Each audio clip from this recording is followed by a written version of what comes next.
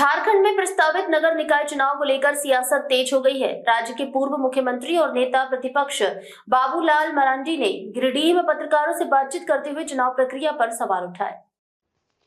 मरांडी ने ballot paper के जरिए मतदान कराने के निर्णय पर आपत्ति जताते हुए कहा कि चुनाव ईवीएम के माध्यम से कराए जाने चाहिए। उन्होंने बैलेट पेपर से धांधली की आशंका जताई और दावा किया कि ईवीएम अधिक पारदर्शी और विश्वसनीय व्यवस्था है। साथ ही उन्होंने चुनाव दलगत आधार पर कराने की भी मांग दोहराई। उन्होंने राज्य सरकार पर आरोप लगाया कि ईवीएम से हटकर बैलेट पेपर का विकल्प चुनना निष्पक्षता पर सवाल खड़ा करता है।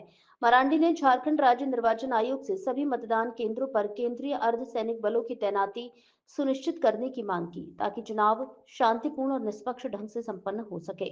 नगर निकाय चुनाव को लेकर राज्य में राजनीतिक बयानबाजी तेज हो गई है और विभिन्न दल चुनावी रणनीति बनाने में जुटे हैं।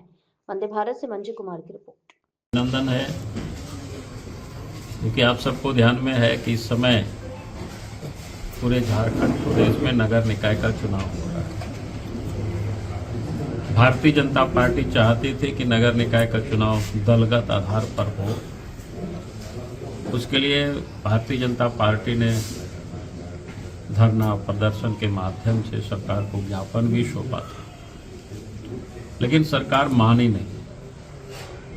और आज चुनाव हो भी रहा है तो सरकार की कोई हेमंत सोरेन की सदिच्छा से नहीं हो रहा है, क्योंकि राज्य में नगर निकाय की कई जगहों का तो 5 साल से भी ओवर हो गया जो चुनाव यानी उनका कार्यकाल समाप्त हो गया। कई स्थानों पर 3 साल 4 साल हो रहा है। यानी कुल मिलाकर के अगर आज नगर निकाय की चुनाव हो रहा है तो भारतीय जनता पार्टी के ही जो वार्ड पार्षद लोग हुआ करते थे तो सारे लोग फिर हाईकोर्ट चले गए और हाईकोर्ट में डेट पर डेट हेमंत सोरेन देते रही राज्य सरकार। लेकिन हाईकोर्ट ने अंत में उनसे कहा कि भाई आप फरवरी में इसको चुनाव कराइए। एक प्रकार से हाईकोर्ट ने झारखंड सरकार को एक डेडलाइन तय कर दिया।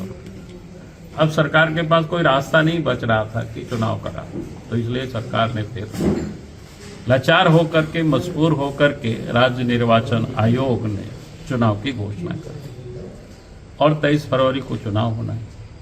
दूसरा, हम सब लोग मांग भी कर रहे थे कि चुनाव क्या कहते हैं ईवीएम की मशीन से होना चाहिए, लेकिन उसको भी इन्होंने नहीं माना। तो कुल मिलाकर के सरकार की मानसा ये साफ नहीं है, शुरू से ही साफ नहीं रही। लेकिन पार्टी ने तय किया कि भाई दलगत चुनाव नहीं हो रहा है, लेकिन दल के कार्यकर्ता चुनाव लड़े और दल के कार्यकर्ता का पूरी तरह से दलगत प्रत्याशी होंगे उनका समर्थन रहे। और दल ही नहीं बल्कि हमारे जो सहयोगी दल है एनडीए गठबंधन है, जैसे राजकुमार जी भी बैठे हुए हैं, तो एनडीए गठबंधन भी पूरी तरह से जो दल के ओर से समर्थित जो प्रत्याशी होंगे उनके सपोर्ट में सब लोग काम करेंगे और उनको जिताने का भी लोग काम करेंगे। गिरिडीह नगर निगम के चुनाव में दल ने तय किया है कि यहाँ डॉक्टर शैलेंद्र चौधरी को पार्टी के कार्यकर्ता मदद करेंगे, सहयोग करेंगे, लोग काम भी कर रहे हैं। लेकिन मैं एक बात जरूर कहूंगा कि जिस प्रकार से ईवीएम से हट करके झारखंड सरकार ने बैलेट पेपर से चुनाव कराने की जो ठानी, हमारे कार्यकर्ता तो पुख्ता व्यवस्था कर ही रहे हैं। पोलिंग बूथ से लेकर के मतदान के दिन से लेकर के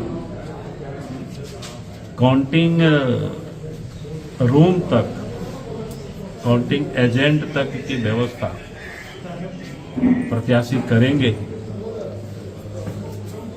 लेकिन हम जरूर चाहेंगे कि राज्य निर्वाचन आयोग से कि हर पोलिंग बूथ पर स्टैटिक्स फोर्स को खड़ा करें। बल्कि मैं तो कहूंगा कि झारखंड की जो पुलिस है उस सरकार के विरोध में कितना ईमानदारी काम कर पाएंगी ये शायद बहुत कठिन है।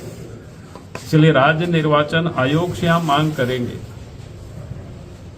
कि अभी भी समय है, केंद्र सरकार से बात करें, केंद्र के गृह मंत्रालय से बात करें और central paramilitary force her polling बूथों पर खड़ा करे ताकि मतदाता निर्भीक होकर के, निर्भय होकर के मताधिकार का लोग प्रयोग कर सके। बहुत बहुत और क्या क्या आशंका है कि और क्या गड़बड़ी हो सकता है?